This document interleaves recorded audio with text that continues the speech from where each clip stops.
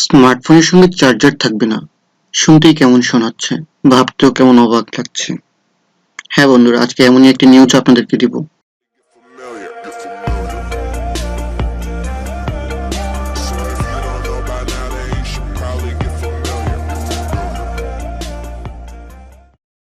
বন্ধুরা, ফিরে এলাম আমরা আমাদের আজকের আরো একটি নতুন এপিসোড নিয়ে। আমাদের আজকের টপিক Xiaomi স্মার্টফোনের সঙ্গে আর চার্জার মিলবে না। তো ফ্রেন্ডস, ভিডিও শুরু করার আগে আপনাদের কাছে অনুরোধ, স্ক্রিনের সামনে বসে যারা আমাদের এই ভিডিওটা দেখছেন অবশ্যই আমাদের ভিডিওটা লাইক করবেন আর কমেন্ট করে জানাবেন আপনার মূল্যবান মতামত। আর সাবস্ক্রাইব না করে থাকলে এখনই সাবস্ক্রাইব করে নিন এমন আরো মজার মজার শিক্ষণীয় ভিডিও পেতে। তো চলুন বন্ধুরা, কথা না বাড়িয়ে আমরা চলে যাই আমাদের আজকের এপিসোডের আলোচ্য বিষয়ে। বন্ধুরা, আজকে আমরা যেই ব্র্যান্ড নিয়ে কথা বলবো সেটা হচ্ছে Xiaomiর একটি ব্র্যান্ড। Xiaomiর এই স্মার্টফোনের সঙ্গে আর চার্জার দিবে না। পরিবেশের কথা ভেবে নতুন ফোনের সঙ্গে আর কোন অ্যাডাপ্টার বা চার্জার দেওয়া হবে না। চলতি বছরে আইফোনের নয়া সংস্করণের আত্মপ্রকাশের সময় মার্কিন মোবাইল প্রস্তুতকারক সংস্থা অ্যাপল এই ঘোষণা করেছিল। তারপর স্যামসাং, Xiaomiর মতো মোবাইল প্রস্তুতকারক সংস্থা সেই নিয়ে মজা করেছিল। কিন্তু এবার অ্যাপলের দেখানো পথেই হাঁটতে চলেছে চীনা ফোন প্রস্তুতকারক সংস্থা Xiaomi। জানা গিয়েছে গত 28 ডিসেম্বর চীনে লঞ্চ হতে চলা Xiaomiর নয়া ফোনে MI এর সঙ্গে থাকবে না কোনো অ্যাডাপ্টার বা চার্জার। পরিবেশ দূষণ কমাতেই এমন সিদ্ধান্ত নেওয়া হয়েছে। সম্প্রতি উইবুতে এক সাক্ষাৎকারে জানিয়েছে সংস্থার সিইও